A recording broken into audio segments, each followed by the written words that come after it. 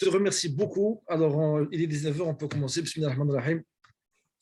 Donc, merci à toutes et à tous d'être là, présents aujourd'hui, lors de ce spécial webinaire. Et j'adore le dire que c'est spécial parce qu'on parle d'un sujet assez spécial, le feedback dans le management, mais aussi spécial parce que nous avons un invité vraiment de marque, quelqu'un pour qui j'ai beaucoup d'estime, d'affection.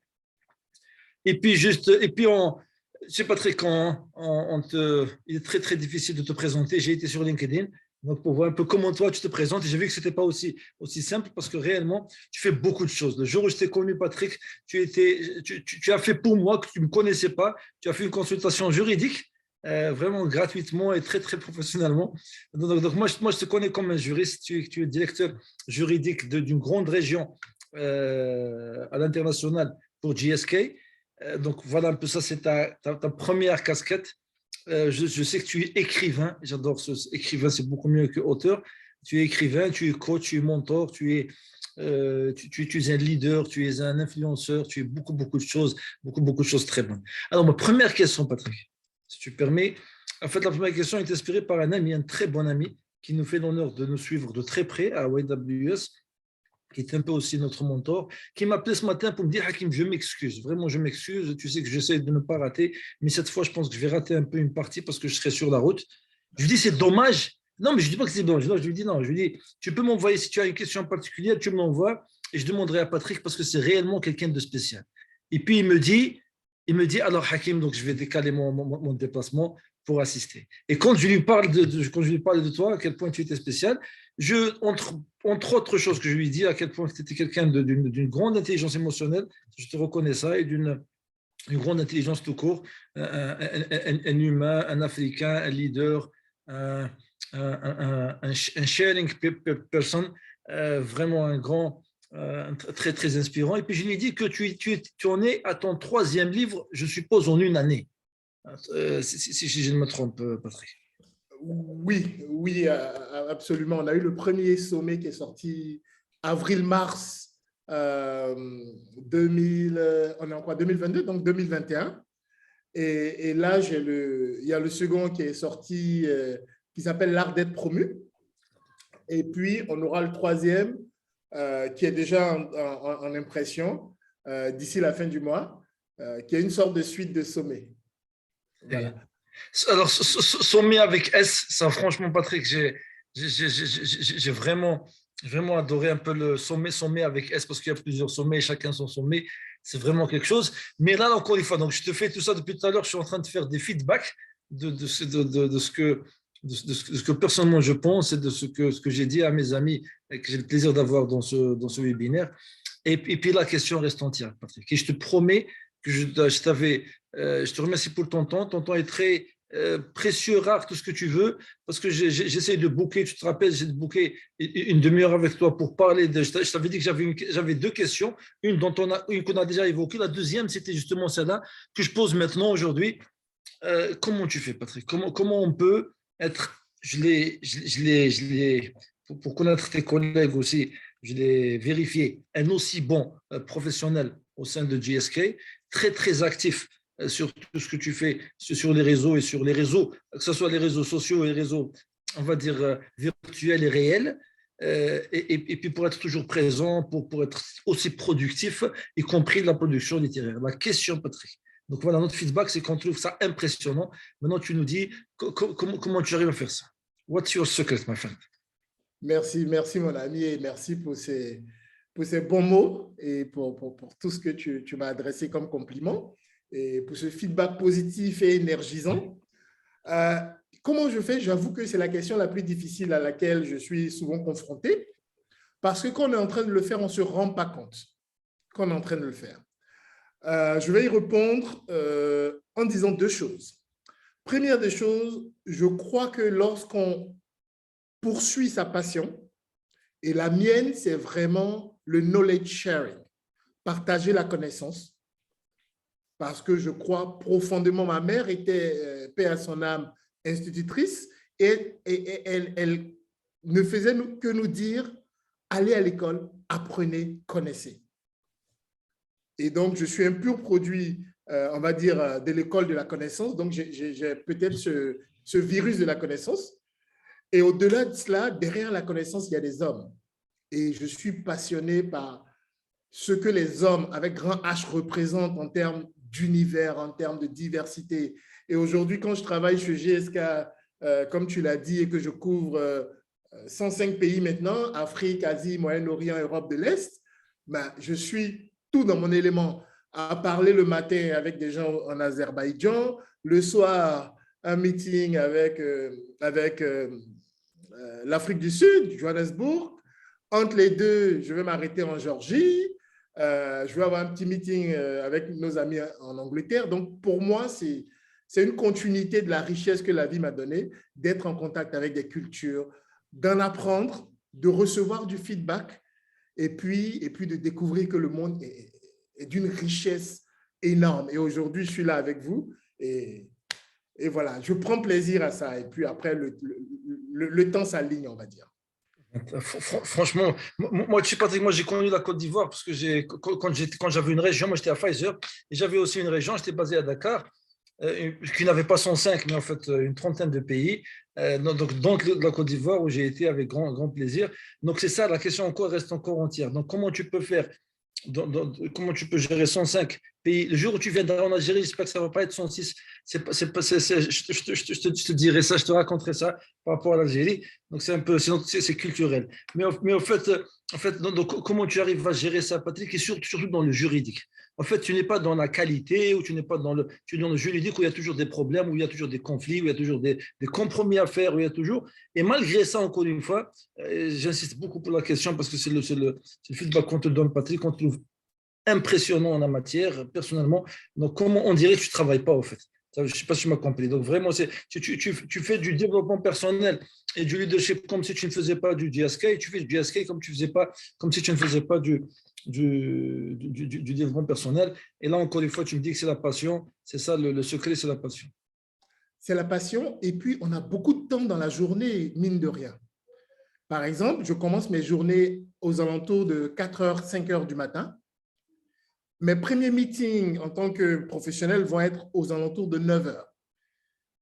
Ça me fait 4 bonnes heures pour écrire, pour réfléchir, pour préparer mes posts, pour faire ce que je veux et aussi pour préparer ma journée. Je prends toujours 45 minutes pour préparer ma journée professionnelle.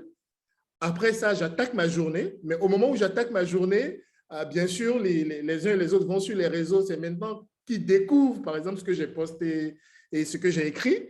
Mais je l'ai écrit depuis 4 heures ou 5 heures. Et donc, il y a cet aspect de gestion du temps. J'essaie de trouver les temps morts et donc de me livrer à ma passion dans ces temps morts-là. Après, je finis mes journées aux alentours de… Ça dépend, après, tu as de très longues journées. Mais entre 21h et 22h, j'ai à nouveau le temps pour me consacrer à l'écriture et au partage. Donc, voici un peu les créneaux horaires que j'utilise. Avec, je vais pas trahir de secret, avec beaucoup de sport, Patrick, tu fais beaucoup de sport, tu fais du vélo à Londres, tu es un bon sportif. Voilà ce que je disais. Donc, vraiment, c'est une hygiène de vie. Et je pense que. Alors, Patrick, comment tu as trouvé maintenant, toi, comment tu as trouvé le Patrick de Londres? En quoi il est différent du Patrick d'Abidjan? Et là, encore une fois, on parle parce qu'encore une fois, c'est pour le partage de Michel et nos amis qui sont présents à notre call d'aujourd'hui. En fait, on a tous cette idée de l'impact de l'environnement. Donc, comment tu as trouvé que l'environnement aidait à Londres, particulièrement par rapport à Abidjan? Déjà, la première chose, c'est que pour une première fois dans ma vie, je suis passé de majorité à minorité. Dans quel sens? Dans le sens où, quand je suis à Abidjan, je fais partie de la majorité. Et quand j'arrive à Londres, 40 ans passés, du coup, tu es de la minorité, donc je n'ai pas les mêmes codes. Donc, tu es un peu en décalé de leur vie sociale. Donc, il a fallu réapprendre la vie sociale et donc être baigné dans un feedback continu. Dans un feedback continu, tout est, on va dire, les interactions sont nouvelles. On découvre de nouvelles choses, de nouvelles façons de faire, de nouvelles façons de parler déjà. Parler une langue, c'est une chose, mais la parler en permanence toute la journée, c'est autre chose. Donc, je me suis découvert, on va dire. on va dire que je me suis découvert parce que j'étais maintenant dans un environnement qui était totalement différent. Et là, je me rendais compte de mes biais de comportement. Donc, ça m'a vraiment aidé à mûrir très vite, à réaliser que mon potentiel était sous-exploité dans la façon dont je me percevais. Donc, j'ai eu, on va dire, l'environnement m'a envoyé un gros feedback en termes de, il y a beaucoup à faire. Il y a beaucoup d'autres choses à accomplir. Donc, voici comment je vais résumer le choc que j'ai eu à changer d'environnement culturel, d'environnement professionnel, même si c'est la même entreprise. On refait des amitiés différemment. Donc, on est vraiment dans une bulle où on a un retour permanent sur tout ce qu'on fait. Une anecdote, je marchais toujours du mauvais côté de la route. Parce que pendant 40 ans, j'ai toujours marché du côté opposé. Et donc, tu conduis à Londres, Patrick, tu conduis? Non, je ne conduis pas encore. Ah, c'est franchement... un vrai cauchemar. Imagine-toi que déjà en marchant, je marche du mauvais côté du trottoir. Et donc, tout ça, le cerveau, vraiment, il a dû s'adapter. Et oui, gros environnement, beaucoup de feedback. L'information te vient de partout dans ce que tu fais, dans ce que tu ne fais pas, dans ce que tu dis. Et ça te permet de réfléchir à toi-même en tant que personne. Patrick, tu sais, en fait, on a beaucoup de points en commun. Je pense qu'on est africain. Franchement, on est très, très africain. On a beaucoup de points en commun. Et l'un des points en commun, c'est la diaspora. Ça veut dire qu'on a beaucoup de personnes qui quittent la Côte d'Ivoire pour aller en France. On va dire la France, principalement c'est la France. L'Algérie, c'est la même chose. Alors, parce que pendant que tu parlais, j'ai pensé à un truc. Cette adaptation, parce que tu disais, tu parlais de feedback par rapport à l'adaptation, nous avons des parents, des amis qui ont vécu, mais là, des décennies, je te dis bien, je pèse le mot, des décennies en France, sans maîtriser par exemple la langue, ça veut dire qu'en restant un peu vraiment très renfermé. Alors, est-ce que tu penses que justement, cette culture de feedback dont on va revenir, c'est ce qui fait la différence? Est-ce que, à ton avis, c'est l'une des choses qui font la différence? Absolument. C'est absolument nécessaire. J'ai fait deux choses quand je suis arrivé. D'abord, j'ai parlé avec la famille pour leur dire, on n'habiterait pas dans un endroit où on trouvera, on va dire, une grande diaspora africaine.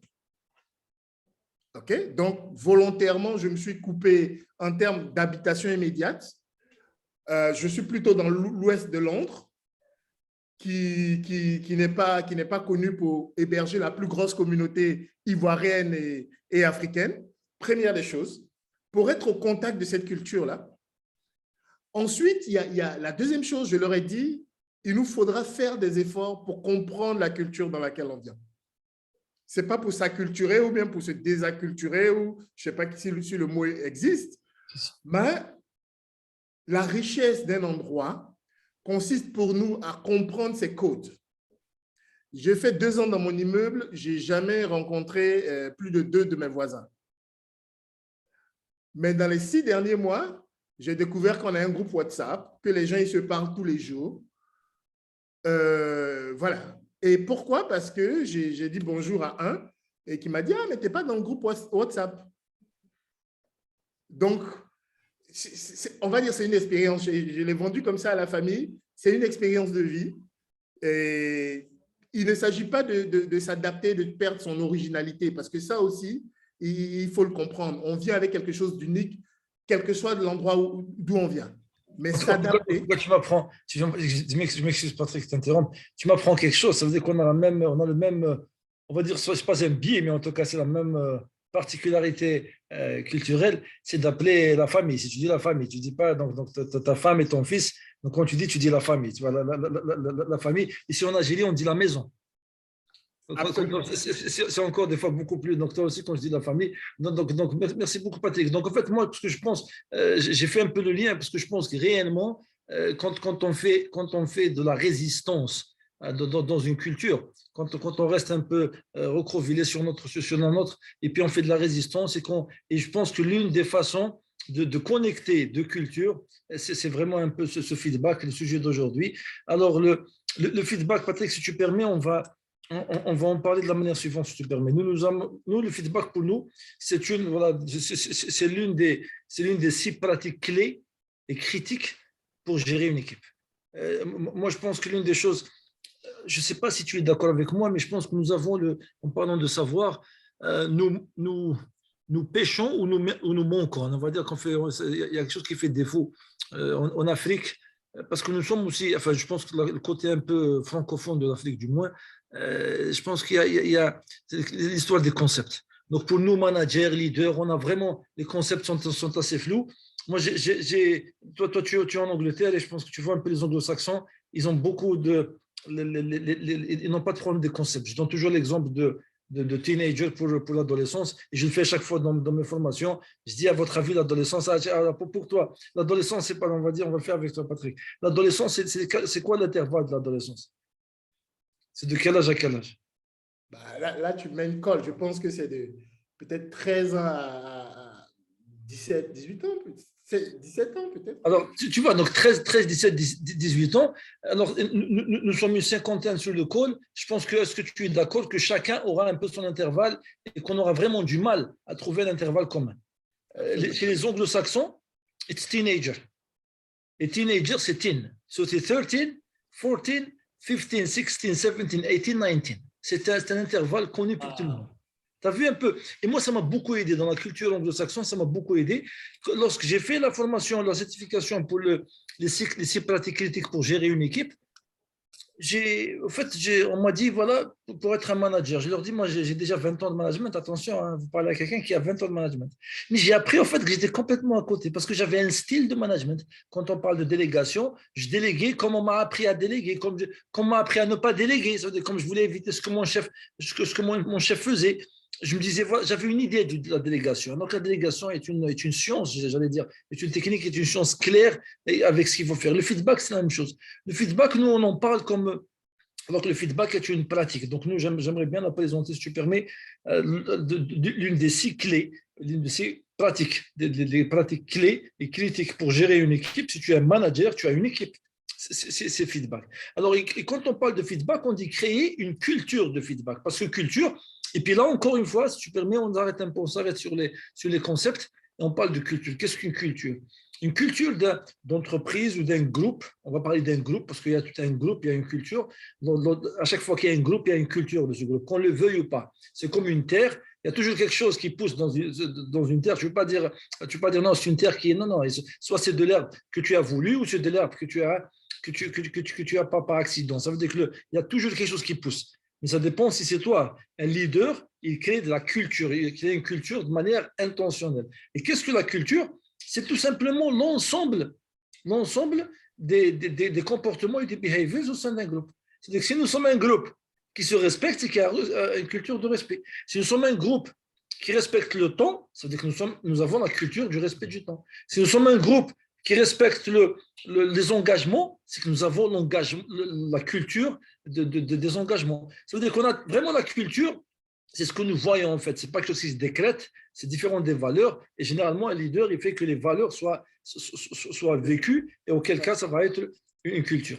Donc là, on commence par dire, le manager, d'abord, il crée une culture de feedback. Ça veut dire que le feedback ne soit pas juste qu'il faut qu'il y ait une culture. Je te donne du feedback, tu me donnes du feedback. Nous sommes dans un groupe, Patrick, nous sommes bien dans un groupe de top managers africains. Tu te rappelles, sans aller dans le détail, toi qui es modérateur et responsable du groupe, tu avais un jour mis une note d'ordre, on va dire. Et puis moi, je t'ai fait mon feedback parce que je voudrais, et puis je voudrais parce que c'est un groupe où il y a la culture du feedback. On ne garde pas les choses, même si on t'appelle boss et que tu es le boss, et toi, tu l'as fait de manière magistrale, et c'est ça un peu qui m'a, franchement, de manière magistrale, c'est que tu as créé beaucoup de culture au sein du groupe, de l'affection, de la solidarité, du respect, le partage. Tu vois, franchement, vous nous avez gâché la Coupe d'Afrique. Parce qu'il y a une Coupe d'Afrique où c'était tout le monde. Quand tu gagnais à quelqu'un, on s'en fout. Quand tu perds, on s'en fout. C'est quoi ça? Il n'y avait même pas on avait failli dans une culture il n'y avait pas la culture d'hostilité. Donc en fait, voilà un peu quoi. Donc c'est pour ça qu'on parle de culture de feedback. Donc d'abord créer une culture. Ça veut dire que le feedback soit un comportement. Moi, je donne toujours cet exemple, super Patrick. Franchement, en tant que groupe, parce que même à la maison, tu parles de famille, à la maison, c'est un groupe. Tu sais que la crise, parce que tu sais, la crise sanitaire, il y a la crise économique, Donc, il y a une grande inflation en Algérie, il n'y a pas d'importation, il n'y a pas de devise. Voilà, donc, du coup, il y a des restrictions sur les importations. Donc, l'un des produits qui a eu une grande restriction, c'est Nutella. Nutella, pas de Nutella, donc alors vraiment, c'est très, très rare. Donc, et puis très cher. Donc, Rima, ma femme, s'est mise à faire de la Nutella. Donc, à faire de la Nutella, je veux dire, à faire une pâte à tartiner avec des noisettes et tout ce que tu veux. Donc, elle a vu un tuto, elle a essayé de faire. Et puis, moi, j'ai trouvé que c'était très bon. Enfin, bien sûr, avec 2 kilos de Nutella sur 200 grammes, ça, c'est sûr que ça doit être bon. Enfin, non, je plaisante, je ne peux pas lui dire. Donc, en fait, j'ai trouvé que c'est très bon. Mais il y a mon fils qui lui dit, non, je la trouve un peu trop liquide. Eh bien, elle l'a bouffé. Elle lui a dit, voilà, la prochaine fois, tu vas manger celle avec des conservateurs. La prochaine fois, moi, je vais t'apprendre. Moi, tu me dis qu'elle est liquide. Moi, je me suis tué à voir du tuto. Je me suis tué. Et puis moi, j'ai essayé de lui dire, j'ai essayé un peu de rattraper le coup en lui disant, tu sais, c'est Nutella à 60 ans d'âge, donc tu as encore de la marge pour t'améliorer. Alors, j'ai toujours dit que j'ai pas renié de vous dire qu'est-ce qu'elle m'a répondu. Et là, je me suis dit, autant que leader de la famille, j'ai un problème de culture de feedback. Ça veut dire que ma femme, Rima, n'a pas vu le feedback comme il devrait, alors que le feedback est une chance, est un gift. On va voir un peu, tu vas me donner ton paradigme sur le feedback. Donc là, encore une fois, on parle de culture. C'est-à-dire qu'on ne parle pas juste d'une pratique, on parle de la pratique là dont il s'agit. Ce n'est pas le feedback, c'est de créer une culture de feedback au sein d'un groupe. Et ça, c'est l'un des rôles d'un manager. Donc, si tu permets, Patrick, moi, je vais aller un peu à partager un peu notre acception du feedback. Mais avant ça, je te pose à toi la question. Quel est ton paradigme? Mais franchement, tu es chez toi, tu as compris. Tu es chez toi. Donc, s'il te plaît, tu me dis juste, est-ce que tu acceptes facilement le feedback? Est-ce que tu donnes facilement le feedback? Quelle est la relation de Patrick par rapport au feedback? Bah, écoute, j'y réfléchissais depuis que tu m'as demandé de venir sur ce call. J'ai commencé à y réfléchir pour structurer ma pensée. Et ce matin, on est allé faire du sport, jouer au basketball avec les amis. Et je me suis rendu compte que sur 10 feedbacks qu'ils m'ont fait, j'en ai accepté que 2 ou 3. Wow. Okay. Hopeless. You are hopeless.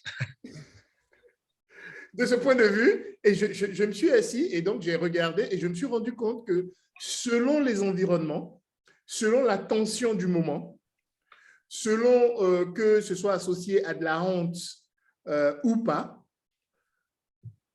j'ai des réflexes comme tout être humain d'autodéfense face à un feedback, comme on dit. On a dit à madame, c'est un peu liquide. Elle vous est rentrée dedans. Et donc, c'est quoi mon paradigme? Moi, le feedback a sauvé plusieurs fois ma carrière. Donc, j'y crois, mais je me rends compte qu'on accepte dans le cadre professionnel un certain feedback que très facilement, on oublie dans le cadre personnel. Donc, je crois dans la force du feedback, pour te le dire, mais je crois qu'il y a 90 000 mots dans la langue française, si on parle en français, ou 35 000 selon le dictionnaire. Et c'est le choix des mots, du moment, du timing, qui va faire que le feedback comme un diamant va être un bijou ou va être vraiment la pierre la plus dure qui te blesse. Merci beaucoup, Patrick. C'est franchement. Et là, tu touches du doigt quelque chose d'assez commun. Encore une fois, je suis très à l'aise parce que c'est commun, parce que tu l'as bien dit. Sur le plan professionnel, à la limite, on commence à apprendre, on commence à être professionnel, on commence à être. Alors, comment on dit? Ça veut dire que vraiment, on dit msalhi en Algérie. Msalhi, ça veut dire qu'on pense à notre utilité, on est vraiment pas. On se dit, OK, si me donne un feedback, moi, si je vais avancer. Sur un plan personnel, we take it personal. Et ça, c'est la question un peu. Donc, comment tu penses de cette idée? We take things personal. On prend les choses de manière personnelle. Donc là, nous avons une petite parenthèse, excuse-moi, une petite parenthèse, parce que nous parlions de culture. Donc, notre culture, la religion fait partie de notre culture. Donc chez nous, on dit ça veut dire qu'il faut donner le conseil et non pas l'humiliation. C'est-à-dire qu'il ne faut jamais donner le conseil, le feedback devant les gens. C'est-à-dire que la manière, elle est vraiment la manière, elle se. Et puis, il dit aussi, je parle de son acte et non pas de lui. Mais nous, on a tendance, même toi au basket par exemple, Donc toi, tu dis que c'est le grand Patrick qui est là en train d'être jugé, alors que c'est juste le basketteur qui a Dieu, who has room for improvement. Donc c'est la question. Donc, comment tu trouves à ton avis, est-ce que c'est un mal dont on peut guérir facilement ou on peut guérir un jour, celui to take things personal? Oui, absolument. Je pense que on guérit de cela, comme tu le dis, en se rendant compte que c'est l'acte qu'on juge et pas la personne. C'est l'acte qu'on juge et pas la personne. Et ça va passer par la conversation intérieure. Pour moi, le feedback, c'est d'abord la conversation qu'on a avec soi-même. La capacité à regarder nos actes. Parce que sur le coup, on peut mal prendre le feedback, mais l'absorber et puis avoir vraiment la conversation, nous distinguer de l'acte qui a été l'objet du feedback. Oui, j'ai vu et je sais, je me suis amélioré. Ce matin, je n'étais pas très, très bon en acceptation de feedback, mais d'une façon générale, tout au long de ma carrière et de ma vie, je me suis amélioré dans l'acceptation du feedback. Oui. Patrick, mon frère, je pense qu'encore une fois, nous avons déjà des questions. Donc, tu vas, s'il te plaît, prépare-toi. J'espère que moi, j'ai pris une barre chocolatée. J'espère que tu es assez en forme. Voilà, très bien. Donc, en fait, la question, c'est que, si tu permets, je vais juste partager. Yes, oui, cher. Je vais partager un peu l'approche franco-covid parce que j'aime bien l'idée de l'intention. Tu te rappelles la dernière fois? En fait, ce webinaire est né à partir de ta question où tu me dis, Hakim, comment éviter que ça soit un conflit, feedback. Et moi, je pense que toutes les questions d'intention déjà. Est-ce que j'ai vraiment l'intention, quand je demande du feedback, de m'améliorer? Et c'est tout, j'ai l'intention de m'améliorer. Donc, est-ce que toi, tu as l'intention de t'améliorer au basket? Et les gens qui t'ont donné le feedback, est-ce qu'ils ont l'intention de t'aider à être meilleur au basket, ou alors ils ont trouvé enfin l'occasion de casser du Patrick, ce qu'on n'a pas souvent l'occasion de le faire.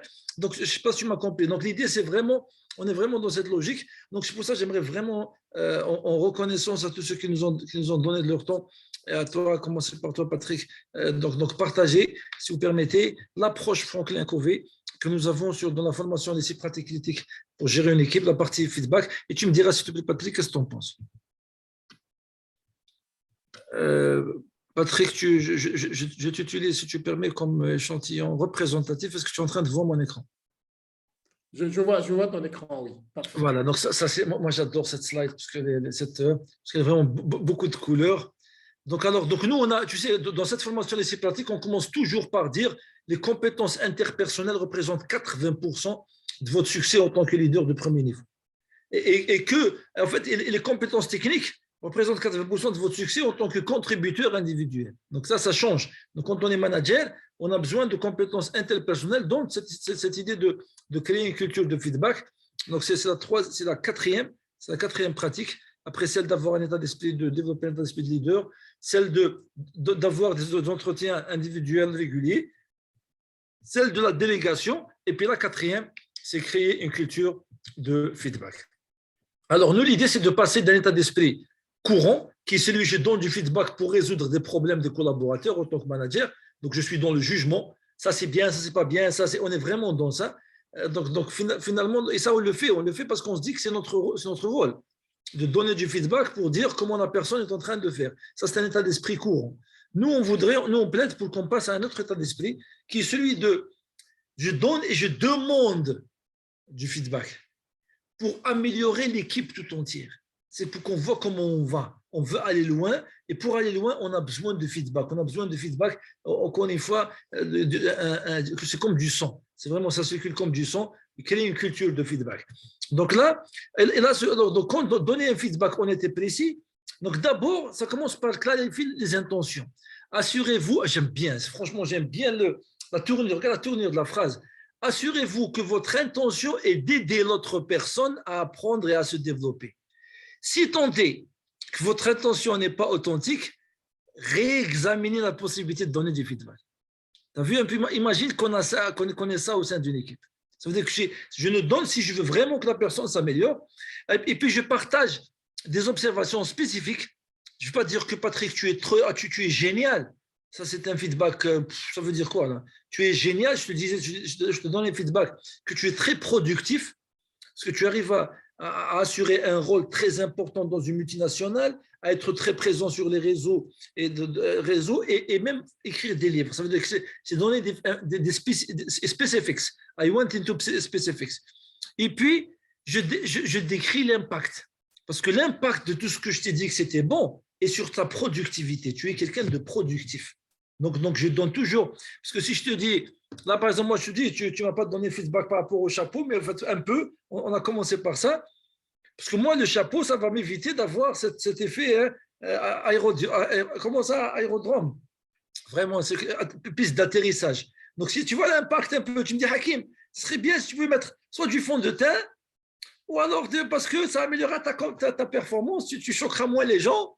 Et puis comme ça, tu vois, donc il y aura l'impact, c'est vraiment l'impact. Et puis là, je propose une suggestion aux besoins. Voilà un peu notre vraiment, donc l'idée, encore une fois, ça commence par l'intention. Et puis là encore, franchement, j'aime beaucoup les conceptualiser les choses parce qu'il y a deux types de feedback. Ce que je me suis permis de donner, Patrick, au départ, c'était un feedback de renforcement pour que tu continues. Vraiment, you are doing great. Vraiment, ça aide. Vraiment, je te donne un feedback d'encouragement, de renforcement de quelque chose que tu es en train de faire. Et c'est pour ça qu'on parle de culture. De dire, moi, je vais donner un feedback de renforcement à Rima pour sa crème, pour sa pâte à tartiner. Je dis, mais le goût, il est juste magnifique. Vraiment, on sent les 2 kilos de noisettes dans les 200 grammes de pâte. Donc, donc, franchement. Donc, ça, c'est. Et puis, le feedback de redirection aurait été l'histoire de la pâte, qu'elle était liquide. Donc, c'est redirection, ça veut dire que je te demande de rediriger un peu. Donc là, c'est le feedback de renforcement, il met en évidence les comportements, il inspire les membres de l'équipe, il renforce la confiance. Fais-moi confiance, je suis en train de voir que tu es en train de faire du bon travail. Il crée une culture de respect. Je respecte le travail que tu fais. I have a lot of respect. Tu vois, ça aussi, c'est de l'anglais. I have a lot of respect for what you do. C'est juste, c'est très fort. Le respect, je pense que ça, c'est très, très important. Ça, c'est le feedback de renforcement. Le feedback de redirection, il sensibilise. Je te sensibilise à quelque chose. Moi, je te sensibilise à quelque chose pour que tu sois sensible à quelque chose que tu es en train de faire, que tu devrais cesser de faire. Donc, je te rends sensible à cette chose-là. Je mets en évidence l'impact, surtout quand il est question de redirection. Je te dis, mais tu sais, Patrick, si tu tiens le ballon avec les 2 mains, l'adversaire aura du mal à te l'enlever. Tu vois, donc finalement, il y a l'impact. Donc, je parle directement de l'impact. Tu dis, tu voudrais faire ça. Voilà ce qu'il faut faire. Donc, vraiment, c'est un peu, il met en évidence l'impact, clarifie les comportements attendus et communique la confiance. Ça veut dire que fais-moi confiance. Quand c'est quelque chose d'étrange ou de tordu, je vais te le dire. Trust me. Je ne vais pas te laisser.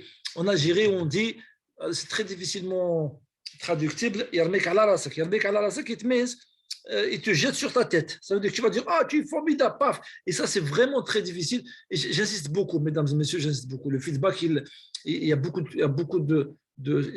c'est beaucoup lié à la confiance. Parce que quand quelqu'un il te dit, nous, chez nous, on dit, feedback is a gift. Il m'a donné un cadeau.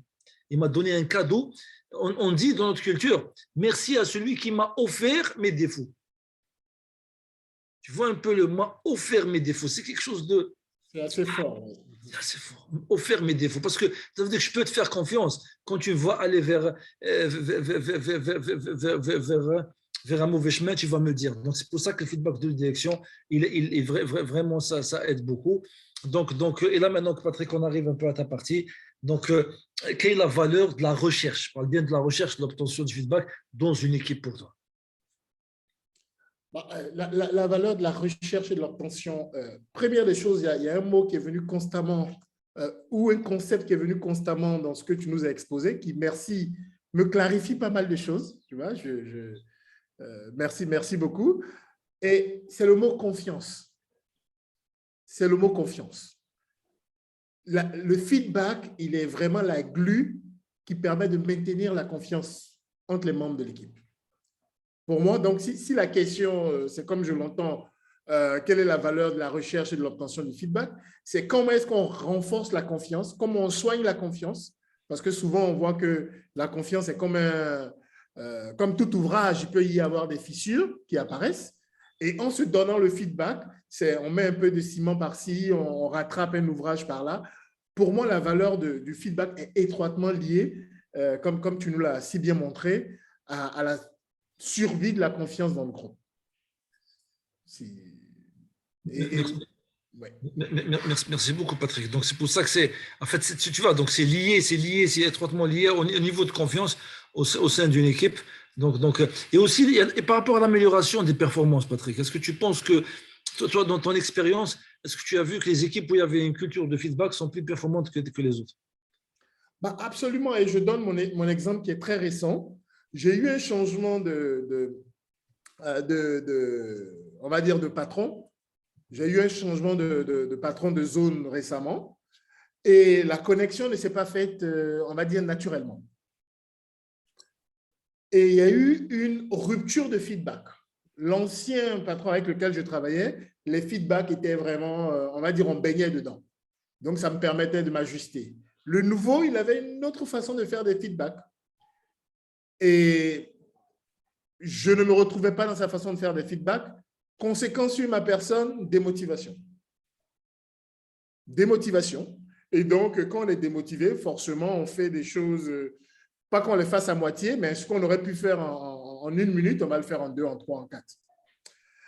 Et on a une grande réunion, donc ça commence à me peser. Et donc, je provoque une grande réunion avec mon patron legal, plus mon nouveau patron de zone. Et on est à 3 dans un bureau totalement vide à cause du Covid. Et là, on a une vraie séance de feedback. On a une vraie séance de feedback. Et en le faisant, les performances ont été la nuit et le jour. On va dire, ça m'a permis de sauver mon année. Ça m'a permis de regagner en confiance, de repartir au top de moi-même. Voilà, donc j'ai expérimenté l'importance sur la productivité d'une bonne séance de feedback. Et voilà, je ne peux que dire que c'est étroitement lié à la motivation et à la productivité. Merci beaucoup, Patrick. Et puis, cette deuxième question, dont on a répondu un peu tout à l'heure, parce qu'on parlait de pourquoi est-il difficile de rechercher et d'obtenir du feedback quand on a parlé de take it personal. Est-ce que tu penses aussi à autre chose? Est-ce qu'il y a autre chose aussi qui fait qu'on ait du mal à demander et obtenir du feedback? Tu sais, je pense qu'il y a quelque chose dans notre cerveau qui ne veut pas voir notre côté obscur. On se plaît toujours comme on est. Et il y a quelque part en nous qui nous dit, ah ben, t'es bien comme ça. Et on se dit, est-ce qu'on ne va pas se rendre vulnérable à rechercher du feedback? Donc, c'est la peur de la vulnérabilité qui, au contraire, est le moment où on libère tout son potentiel quand on accepte de devenir vulnérable. Donc, pour moi, c'est ça. C'est ce qui rend difficile parce que les gens ont peur de devenir vulnérables. Ah, je suis le grand CEO, je suis le grand directeur, je suis le grand ceci. Est-ce que ça ne va pas impacter la façon dont les gens me voient si jamais je leur donne l'occasion de me dire exactement comment ils me voient? Peut-être que ça peut… Merci beaucoup, Patrick. Donc, ça, c'est une bonne partie parce qu'on reviendra à une deuxième. En fait, ici, c'est vraiment la solution, elle est là. Ce qu'on donne, parce qu'on a eu beaucoup de questions sur ça, justement, parce que je pense qu'il y a une question d'ego, comme tu l'as si bien dit, mais la solution est de rester spécifique. Ça veut dire que même quand on recherche un feedback, je vais dire, Patrick, donne-moi un feedback. Tu te rappelles, on a même eu un call, je te rappelle, je t'avais dit, donne-moi un feedback, mais en fait, je t'avais dit pourquoi. Je n'ai pas dit feedback sur des choses, tu me dis, Hakim, tu es fort ou tu n'es pas fort, ou tu es très moyen, tu sais, c'est parce que ça peut vraiment casser. Tu sais, tu connais notre chanteur Khaled. Notre chanteur Khaled, il avait un neveu qui chantait et qui s'est mis au chant. Et puis on lui dit, alors ça va, qu'est-ce que tu penses de ton neveu? Il dit, ah, c'est mieux que de voler. Il vaut mieux qu'il chante, c'est mieux qu'il vole, qu'il vole. Chanter pour lui, c'est déjà mieux que d'aller voler. Il vaut mieux d'être un bandit, il vaut mieux qu'il chante. Tu vois, ça casse, vraiment ça casse. Parce que ça, effectivement, ce n'est pas un feedback, c'est un jugement.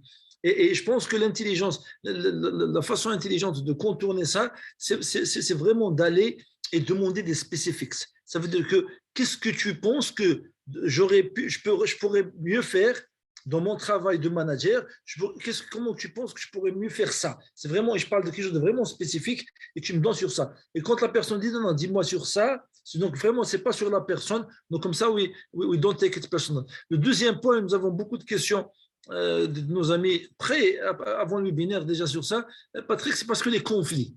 Je ne pense pas qu'on a, et ça c'était la question de la dernière fois, on a peur de créer des conflits lorsqu'on parle aux gens, donc on préfère ne pas leur parler parce que pour éviter des conflits. Tout à fait, tout à fait. La peur des conflits, et c'était ça le point que j'avais soulevé la dernière fois, la peur des conflits se traduit par justement, on se refraine d'avoir à faire le feedback. Mais parce qu'on ne sait pas faire le feedback, tu vois, ce que tu nous as exposé aujourd'hui, pour nous apprendre à faire le feedback, une fois qu'on sait faire ça, on aura moins peur de pratiquer l'exercice.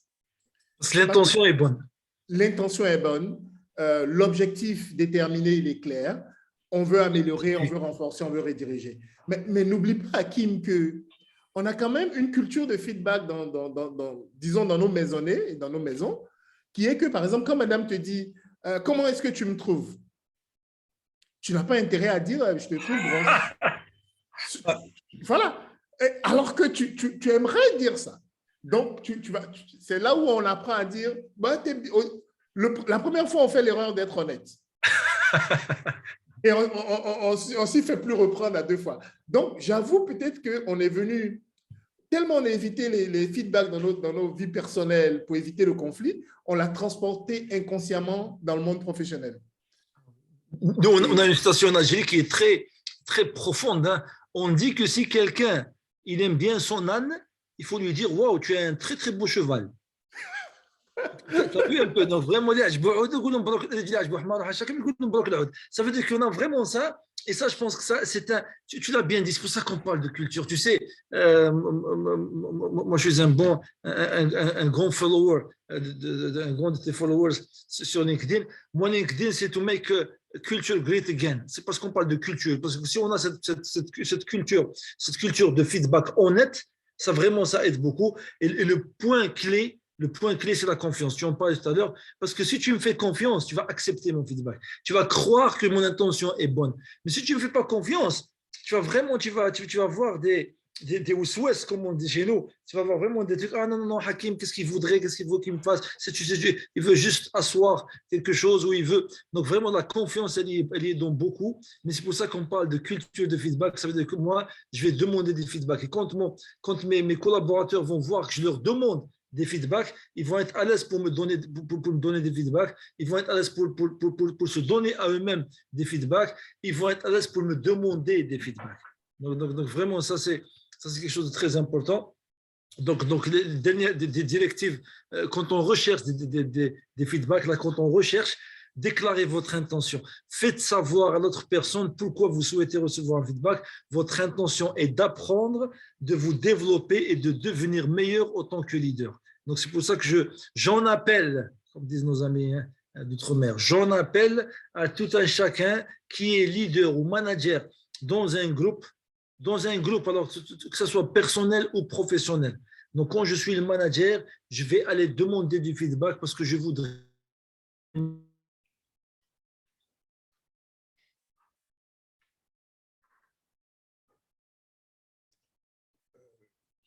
J'ai perdu Hakim. Je ne sais pas si c'est ou bien c'est moi qui ai. On t'a repris. Okay, et je pense que j'ai bien peur que ce soit moi. J'ai bien peur que ce soit moi. Donc c'est bon là, tu es revenu, Patrick? Je suis là. Tu m'entends? Donc voilà, donc on disait que déclarer votre intention et puis demander un feedback spécifique. Monsieur le manager, demande un feedback spécifique. Évite de poser des questions qui ne génèrent pas d'informations utiles. Des questions génériques telles que comment me voyez-vous en tant que manager? Ça va, c'est le cas, ça va, qu'est-ce que tu en penses? Ça va? Donc ça, il faut éviter ça. Comment me voyez-vous? Donc allez-y, au lieu de cela, essayez d'aller justement. J'ai travaillé sur ce dossier. comment tu penses que j'aurais pu faire encore mieux? J'ai géré avec toi, je t'ai aidé sur ça. Alors, sur n'importe quoi, ça veut dire que sur nos meetings. Alors, on s'est mis, on a des meetings chaque dimanche à 9h. Est-ce que tu penses que c'est une bonne, est-ce que tu penses que c'est une bonne chose? Est-ce que tu penses que ça va? Est-ce que tu penses que je te supporte? Est-ce que vraiment, est-ce que tu penses? Et puis surtout, une fois que la personne vous donne le cadeau, écoutez avec empathie. Ça veut dire essayer de comprendre qu'est-ce que la personne ressent pour qu'elle puisse vous dire ça. Tu sais, c'est curieux. J'ai un très, très bon ami qui est devenu ami, en fait, que j'ai coaché, que j'ai eu le plaisir de coacher. C'était un CEO d'une grande multinationale. C'était vraiment très challenging parce que c'était vraiment très difficile de pouvoir, on va dire, lui trouver quelque chose. Et puis j'ai trouvé cette histoire de feedback. J'ai demandé à ses collaborateurs, il me dit, Hakim, il est un peu, quand on lui donne des feedbacks, il n'est pas très, voilà, il n'écoute pas avec empathie, puis il n'est pas très réceptif. Donc je lui dis, tu sais, alors après je lui dis, je pense qu'on va travailler sur le feedback. Il me dit, mais non, non, non, comment ça? Moi je suis très bon sur le feedback.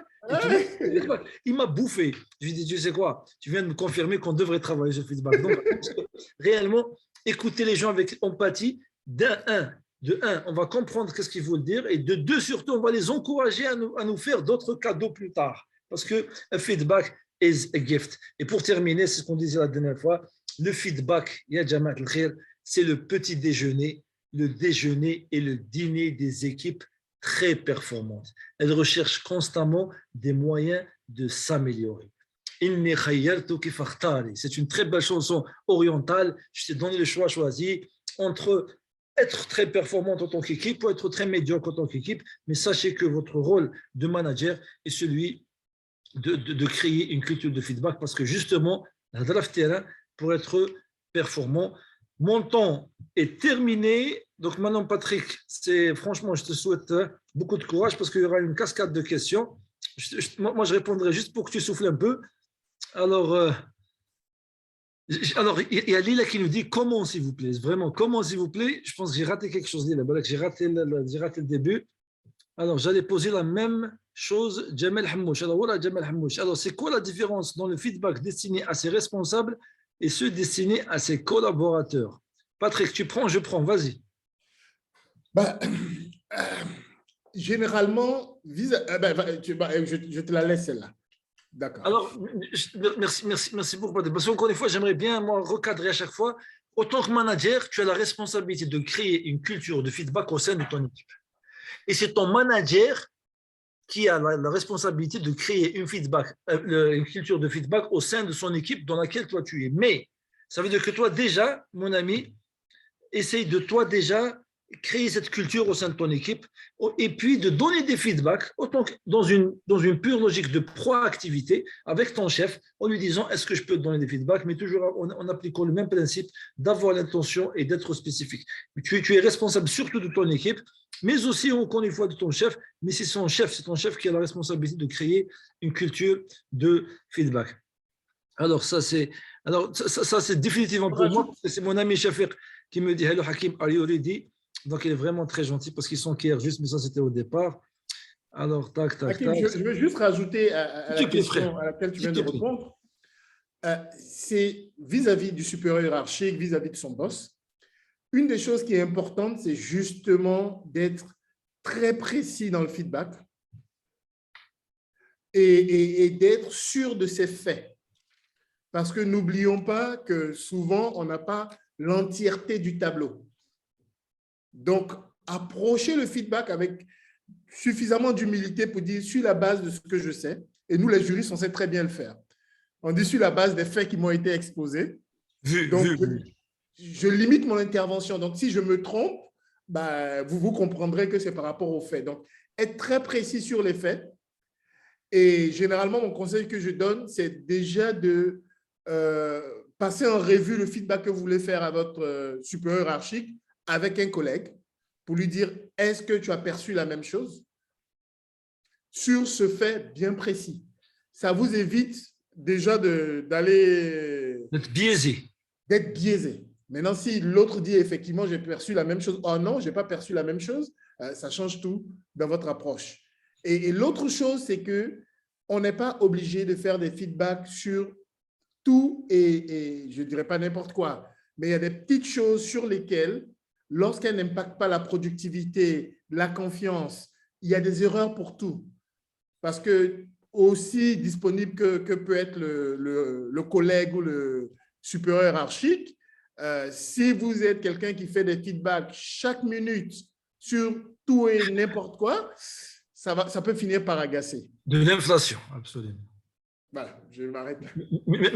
Merci beaucoup. Ça va faire de l'inflation du feedback. Merci beaucoup, Patrick. Alors, Patrick, juste moi, je suis un peu au début du webinaire où nous avons, voilà, donc il y a Fouzi qui nous dit accepter le feedback des équipes doit-il passer par savoir écouter et avoir de l'empathie. Donc, on a vu, Fouzi. Donc, je pense que ça, c'était un bon slide. Je te remercie beaucoup parce qu'il faut justement écouter avec empathie le feedback. Alors, il y a Lilia qui parle de ce que tu as parlé après, Patrick, c'est la confiance. Montrer de la confiance instaure le respect dans une équipe et va pousser ses membres à donner et à accepter le feedback naturellement. Je pense, vous le pensez très bien, Lilia, et on vous remercie. Alors, c'est Fouzi qui dit le feedback ne doit pas servir à rabaisser, mais à remobiliser. Effectivement, Fouzi, parce que ça, encore une fois, on parle de l'intention. Alors, donc les bons mots, voilà, ça c'est un peu les bons mots. Donc, c'est Nabila qui nous dit pour sensibiliser, il faut vraiment utiliser les bons mots pour éviter le mal d'interprétation et de la direction. Donc, il est important d'être aussi factuel. Ça aussi, on en parlait. Ça, c'est Reddington. Nous avons un Reddington ici. Donc, il est important d'être aussi factuel que possible. Alors, il y a Sofiane de Kuba qui nous dit est-ce qu'on doit continuer à donner des feedbacks à des personnes à qui on ne fait plus confiance? Très, très difficile. La confiance, c'est vraiment le glue, comme disait un peu tout à l'heure Patrick. Vraiment, toutes les questions de confiance. Mais encore une fois, moi, je donne un feedback en tant que cadeau. Personnellement, moi, je donne des feedbacks parce que c'est. Ça veut dire que toi, si tu veux donner un feedback à d'autres, ça c'est encore une fois de notre culture, Patrick. Omar ibn Khattab qui dit il n'y a pas de bien en vous si vous ne faites pas de feedback. Il n'y a pas de bien en nous si on n'accepte pas le feedback. Donc ça, je pense que c'est encore une fois, mais ça c'est très, on va dire, c'est un avis personnel. Alors, nous avons M. Benata qui nous dit comment réaliser ce feedback quand le membre subordonné est important. Ça, c'est un big challenge. Ça veut dire que c'est le rôle du manager. Là encore, Patrick, je prends celui-là juste pour dire que c'est le rôle du manager. J'espère que la direction et l'organisation dimensionnent bien le nombre d'effectifs qui reportent à un manager. Mais je pense qu'on n'a pas beaucoup le choix en tant que manager. Si on prend le rôle de manager, on doit vraiment créer une culture de feedback au sein de notre équipe. Alors, les outils IT peuvent aider beaucoup dans le suivi des feedbacks, ça c'est inscrit. Alors, c'est Abdelkrim, utiliser le 360, oui, merci. Tout ça, c'est en fait, il n'y a pas de questions, il y a plus de. Donc, c'est-à-dire feedback quotidien. Alors, tac, j'allais poser la même question. Pouvez-vous m'écrire sur le contact? Ah, voilà, tac, nous avons des forums. Alors, Aziza qui me pose la question, as-tu prévu un replay de ce webinaire? Il sera enregistré et partagé avec plaisir. C'est juste, encore une fois, vous allez juste rater l'occasion de poser la question à notre ami Patrick. Alors, Patrick, j'ai cette question. Alors, comment peut-on rendre ou transformer un feedback en une opportunité de progrès et de développement? La question de Semia, on y a répondu, mais est-ce qu'il y a quelque chose que tu voudrais ajouter? Comment peut-on rendre ou transformer un feedback en une opportunité de progrès et de développement? La première chose, c'est une très belle question. La première chose, c'est d'accepter le feedback. Parce qu'une chose est de l'entendre et une autre est de l'accepter. Et jusqu'à présent, on a utilisé le terme don. C'est un cadeau, c'est un gift, de l'accepter et de commencer à y travailler. De déployer un plan d'action par rapport à cela pour que par derrière, les effets puissent se faire sentir. Je donnais mon expérience de la session de feedback que j'ai eue avec mes supérieurs hiérarchiques, mes clients et tout. Mais dès qu'on est sorti de la réunion, on est sorti et j'avais un plan d'action. Et ce plan d'action-là a permis d'avoir une montée exponentielle de la courbe de productivité et de satisfaction de mes clients. Donc, une chose est de l'écouter, mais il faut immédiatement prendre l'action par derrière pour ne pas qu'à la longue, on l'oublie parce que n'oublions pas que les feedbacks souvent portent sur des choses qu'on ne voit pas nous-mêmes. On va dire ce sont des angles morts qu'on a. Les angles morts. Il y a une vidéo, bon, aujourd'hui, on n'a pas passé la vidéo dans la formation. Il y a plusieurs vidéos, dont une, celle de l'angle mort. Vraiment éclairer un angle mort. Merci beaucoup. Merci beaucoup, Patrick. Patrick, il y a beaucoup de questions un peu sur là, une question pour toi, une question pour toi en tant que leader. Alors je vais juste prendre celle où on parle de comment développer un état d'esprit de leader. Un état d'esprit de leader de premier niveau est différent d'un état d'esprit de contributeur, dans le sens où si tu es un contributeur, ça veut dire qu'on demande à ce que tu fasses un travail individuel. Quand tu as un état d'esprit de leader de premier niveau, ça veut dire que tu as des résultats à travers ton équipe, ça change tout. Ça veut dire que plus ton équipe est performante, plus toi tu es performant. Ce n'est pas toi qui dois faire le travail directement, ça c'est un peu l'état d'esprit. Patrick, j'ai une question. Alors, je sais que tu as fait beaucoup d'enseignements, tu as fait beaucoup de conférences, et ça, c'est là que cette question nous vient d'un conférencier qui dit dans l'enseignement, donc dans l'enseignement universitaire pour la question, mais aussi dans tout enseignement, comment on peut imaginer le feedback? Comment on peut demander ce feedback? Comment on peut créer cette culture de feedback entre un enseignant et des étudiants, Patrick?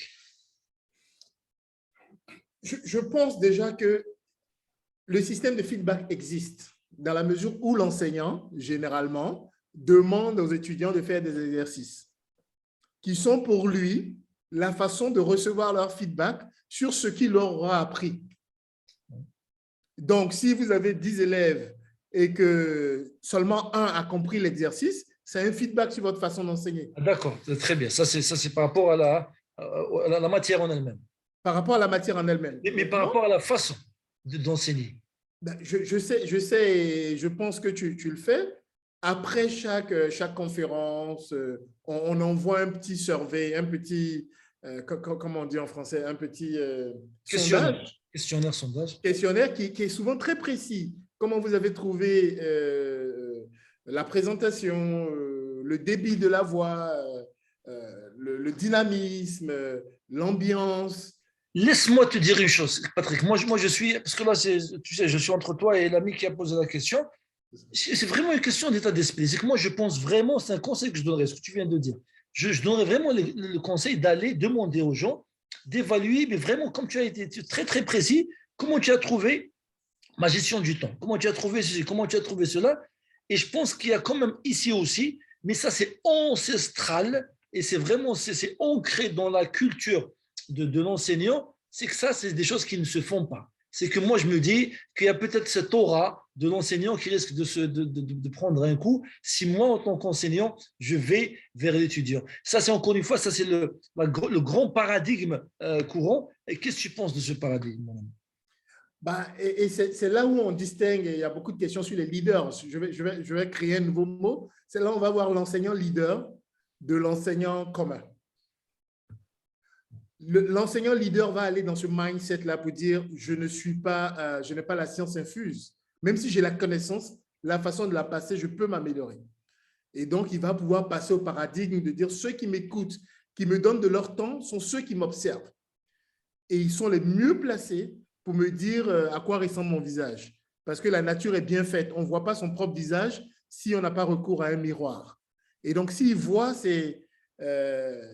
sa salle de classe, sa salle de cours comme le miroir que Dieu lui a donné, ça peut changer son mindset et ça ne va en rien changer le respect que les gens ont pour lui, puisque ce qu'il demande, ce n'est pas une appréciation sur sa connaissance technique du sujet, mais sur comment je le rends. Parce que les grands scientifiques ont souvent été des piètres enseignants. Et donc, voilà, s'il change son mindset et qu'il considère que tout ça, c'est un miroir qui l'aide à se voir tel qu'il est, et pour ajuster sa cravate, pour ajuster son chapeau, ça peut changer son mindset. C'est franchement une question de paradigme et de mindset. Je te remercie infiniment. Je pense que l'ami qui a posé la question, moi j'étais avec lui un jour où il a reçu un feedback en direct. Moi j'ai reçu quand il a reçu un très très beau feedback, un très très joli feedback, très très instantané, spontané par SMS. Et je pense que vraiment, C'est ça, le travail est sur ça. Ça veut dire vraiment prendre les bons feedbacks et comment aller chercher. Je pense que même c'était même ça un peu la question. C'est vraiment ça. Comment aller chercher, comment épouser, pour reprendre un peu le terme, comment épouser cette philosophie d'aller chercher le feedback avec l'intention, encore une fois, toujours de s'améliorer. Nous avons Lila qui nous dit, est-ce que le feedback que je reçois en tant que manager est axé sur ma gestion, mes décisions? Les actes précis, Lila.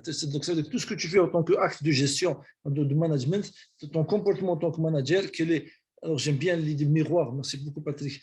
Donc, que le miroir que les personnes reflètent, qu'elles reflètent un peu, donc ce réfléchissement un peu, et c'est vraiment le réfléchissement de tes actes de gestion, et toujours avec l'intention, je m'attrais l'intention de nous améliorer. Un feedback nous aide à nous améliorer. Si on le prend mal, tout ce qu'on va rater, c'est l'opportunité de nous améliorer. Il y avait une question que je cherche une question. Alors ça, c'est une question purement leadership pour toi, Patrick. Et ça, c'est vraiment, on est en train de, tu sais, on a un grand chanteur, un maestro algérien, le Hajj Mohamed Anqa. On l'a invité à une fête, on lui a donné des olives, de Kantadjin aux olives, et puis on lui dit, est-ce que tu peux chanter? Il lui dit, voilà, on m'avait donné des olives, maintenant on voulait de l'huile d'olive. Donc c'est un peu, je pense que c'est la même chose pour toi, Patrick. On veut vraiment, on t'a ramené pour le feedback, mais là, nous avons notre ami Hussein, mon ami Hussein, qui dit, alors vos conseils pour un nouveau leader, comment est-il possible de se positionner quel est le conseil que tu donnerais à un nouveau leader pour se positionner dans son organisation? Là, on est sorti un peu du feedback, mais j'aimerais profiter du fait que je sois là, Patrick, pour ça. Bah, mon premier conseil, c'est qu'ils prennent le temps de voir quel est l'ADN de cette organisation. On ne se positionne pas dans n'importe quelle organisation de n'importe quelle façon. Et tu sais, je l'aborde dans mon dernier livre, j'ai ma théorie des 5 types d'organisations. Va se retrouver dans l'une. Allez, on commence. Voilà. Donc je ne vais pas faire long, je ne vais pas rentrer dedans parce qu'on est déjà à 2 minutes au-delà du temps qu'ils nous ont consacré. Et donc, pour moi, c'est ça. Première des choses, toucher à l'ADN de l'organisation. Comprendre comment est-ce que les forces sont en mouvement dans l'organisation pour pouvoir trouver sa place et pour pouvoir donc imposer son leadership, pour ne pas aller à contre-courant lorsqu'il faut aller dans le sens du courant et pour aller à contre-courant quand c'est nécessaire. Mais il faut connaître l'ADN de l'organisation. Merci beaucoup. La culture au sein de l'organisation. Vraiment, la culture. Alors, tu sais, et là, nous avons une culture assez spéciale. Tu sais, le manager, moi, je dis toujours qu'il a le bon rôle. Moi, je gère le call et j'ai le bon rôle, Patrick. Pourquoi? Parce que j'ai une question assez difficile dans le sens que je voudrais partager avec toi. Alors, la question, c'est comment... Alors, la question est pour toi, Patrick. Comment éviter que la recherche de feedback soit assimilée à une demande de flatterie?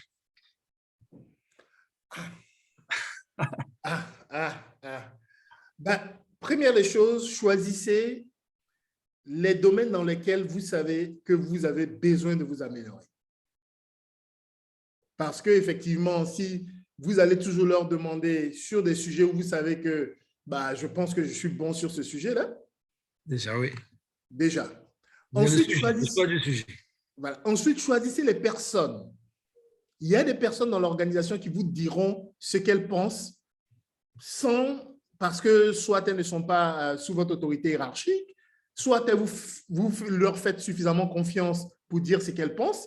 Donc, choisissez les personnes qui, vous pensez, auront la liberté de dire vraiment ce qu'elles pensent.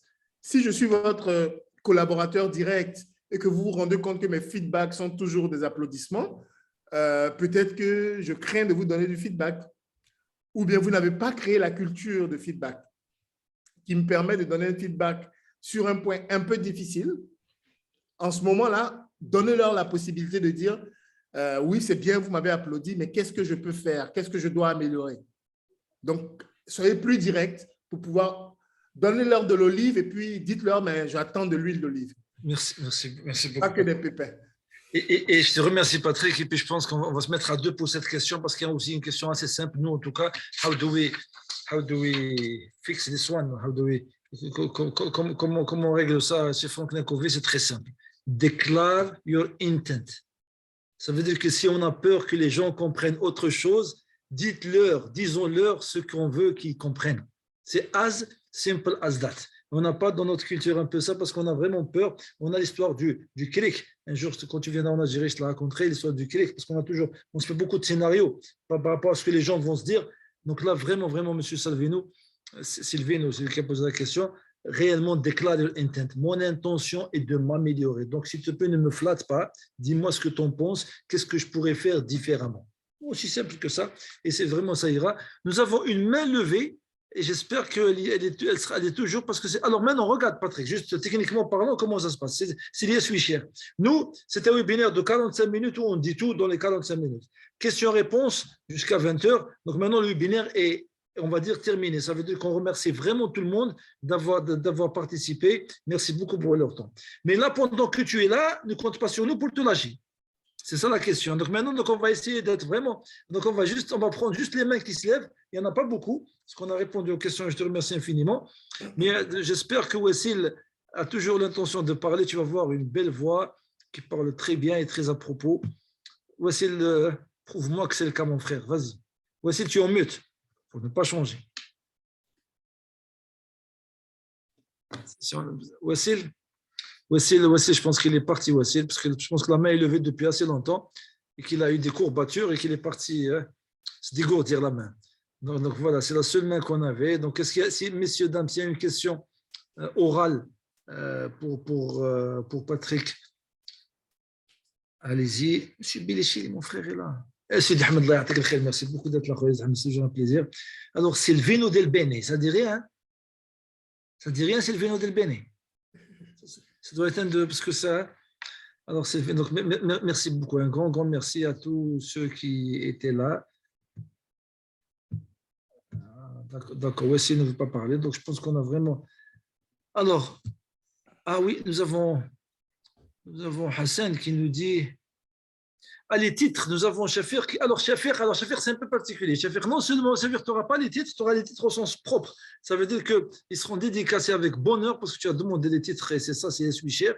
Donc, Patrick, tu nous dois une version dédicacée. Donc, je sais que le premier, c'est Sommet avec S.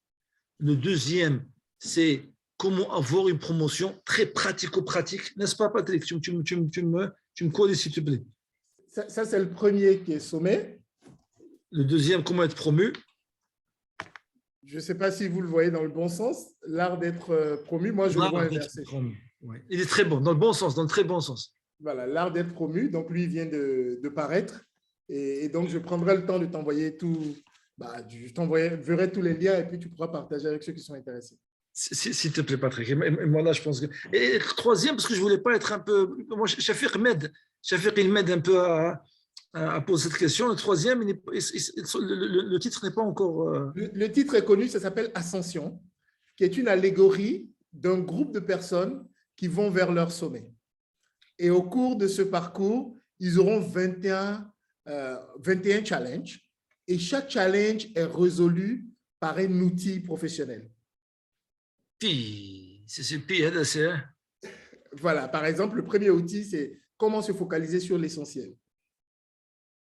Et donc, la scène de début, c'est ils ont tous leur sac à dos et puis leur coach de voyage arrive et puis il vide le sac pratiquement de 3/4. Et donc, il y en a qui se plaignent pour dire, mais non, j'ai besoin d'ici. Et on vide le sac des anciens diplômes, des gloires passées, on enlève l'ego. C'est magnifique, ça. Ça, c'est magnifique. Et il reste avec l'essentiel parce que, comme dit le coach, est-ce que vous pensez qu'on part en vacances? Non, ce sont des chemins professionnels, il faut voyager léger. Voilà. Donc, tu as vu, c'est un peu ça, toi. C'est un peu les. Tu as vu ça, Fouzi? C'est un peu les. C'est quand c'est fini que ça commence, c'est ça. On va recommencer, on va rappeler tout le monde, s'il vous plaît, rappelez tout le monde. On reprend tout. Vraiment, ascension. Merci beaucoup, Patrick. Patrick, tu sais, on a. Alors, merci beaucoup, Lilia. Merci beaucoup, Lilia. En fait, tu sais, Patrick, c'est très simple. Tu es un bon joueur et un bon perdant. Il y a eu plus d'Algériens que d'Ivoiriens. Tu as perdu. Et ta punition, pas ta punition, le gage, en fait, c'est que s'il te plaît, moi je décide de la date. Ça veut dire qu'on ne va pas faire, parce que c'est un peu maintenant, c'est un peu de la folie pour venir en Algérie. C'est un peu, je te conseillerais d'aller en Floride, ça te coûtera moins cher que de venir en Algérie. Donc, mais par contre, juste après l'été, s'il te plaît, juste après les vacances d'été, tu es le bienvenu en Algérie. Nous avons déjà une conférence de prévue. Franchement, et donc là, c'est bon, tu es devant une cinquantaine de témoins. Tu seras parmi nous, on va dire en septembre, octobre ou plus tard. How does it sound? Ça, ce sera avec plaisir. Ce sera avec plaisir. Franchement, Patrice, parce que quand on te lit, on a envie de t'écouter. Quand on t'écoute, on a envie de te voir. Et quand on te voit, on a envie de te voir en chair et en os ici sur Alger. Et là, bien sûr, Chafir qui ne perd pas le nord, il te dit tu viens avec les bouquins. Tu as vu, avec tes livres, s'il te plaît, avec tes livres. Parfait, tout à fait. Et nous avons Nabila qui nous dit c'est bien d'organiser ce genre de webinaire, souvent, c'est vraiment top. Madame Nabila, ça s'appelle, ladies and gentlemen, Patrick Graon, PDG. Et tu sais que les initiales, c'est PDG. Donc, un grand merci. Donc, s'il n'y a pas de questions orales, on donne le dernier mot à notre ami. Un grand merci pour votre temps, un grand merci. Et s'il vous plaît, donc on laisse à notre hôte, notre invité d'aujourd'hui, Patrick Graouan, le dernier mot. Patrick, dis ce que tu veux. The floor is yours. Merci beaucoup, merci. Et c'est que merci que je veux dire. Merci de m'avoir reçu. Merci de cette grande famille de partout dans le monde, de cette famille d'Algérie que tu as fédérée, que tu rassembles autour de thèmes qui vont faire de nous de meilleurs professionnels, de meilleures personnes. Maintenant, je saurai quel feedback donner quand on me demandera est-ce que j'ai pris du poids ou pas. Je saurai quoi dire. C'est un grand merci. Et puis, désolé quand vous êtes éliminé à la Coupe d'Afrique. Je ne pouvais pas passer sans te tacler avec ça. S'il te plaît, absolument. Je réitère mes félicitations, Patrick. Et je te pose une question et je sais que tu vas être honnête. Est-ce que tu aurais préféré la Coupe d'Afrique 2019 ou 2021, franchement, vu la qualité de cette coupe, cette CAN? Est-ce que, franchement, quelle est la plus belle victoire, à ton avis? Franchement. C'est sûr que la 2019 était pas mal. D'accord. Donc c'est toi qui pensais me tacler. Je pense qu'il faudrait repasser parce que je me suis bien préparé, on va dire. Je vois ça. Merci beaucoup. Merci à tous. Patrick, un grand merci. Franchement, il faut dire qu'il paraît qu'il faut dire aux gens qu'on aime, qu'on les aime. Moi, je t'aime beaucoup, Patrick. Tu es quelqu'un d'exceptionnel. S'il te plaît, continue à faire l'excellent travail que tu fais. Continue à nous inspirer. Continue à partager. Tu as un très grand cœur, et la tête qui va avec. Franchement, un grand merci. Et nous avons juste hâte de te recevoir ici, chez toi, en Asie. Muchas gracias. Merci beaucoup de votre temps. Merci à tous. Merci de votre temps et au plaisir de vous revoir, Inch'Allah, dans une autre pratique des 6 pratiques critiques pour gérer une équipe. Merci infiniment, Patrick, et à très vite. Merci pour ton temps, frère. Merci infiniment. Bye. Merci. Bye. Yes, we share. Bye. Merci beaucoup, Patrick. Merci les amis, vous êtes très aimés. À très vite, Inch'Allah.